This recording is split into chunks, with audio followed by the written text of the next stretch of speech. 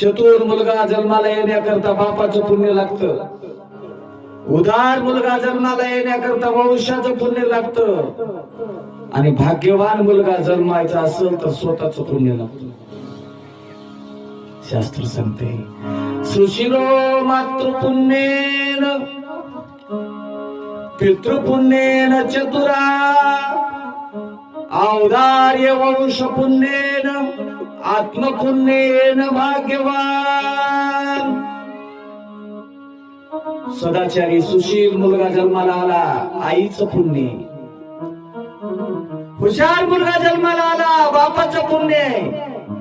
उदार मुलगा जर जन्माला आला, उदारी करणारा नाही बरं, उदार अंतकरणाचा जर मुलगा जन्माला आला तर ते वंशाचं पुण्य. आणि भाग्यवान मुलगा जन्माला आला. चतुर मुलगा जन्माला येण्याकरता बापाचं पुण्य लागतं. उदार मुलगा जन्माला येण्याकरता वंशाचं पुण्य लागतं.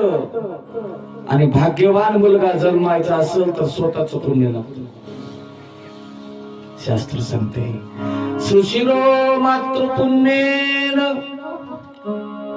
पितृपुण्येन चतुरा औदार्य वंश पुण्येन आत्मपुण्येन भाग्यवान.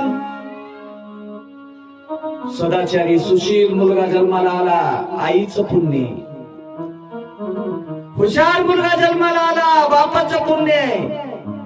उदार मुलगा जर जन्माला आला, उदारी करणारा नाही बरं, उदार अंतकरणाचा जर मुलगा जन्माला आला तर ते वंशाचं पुण्य.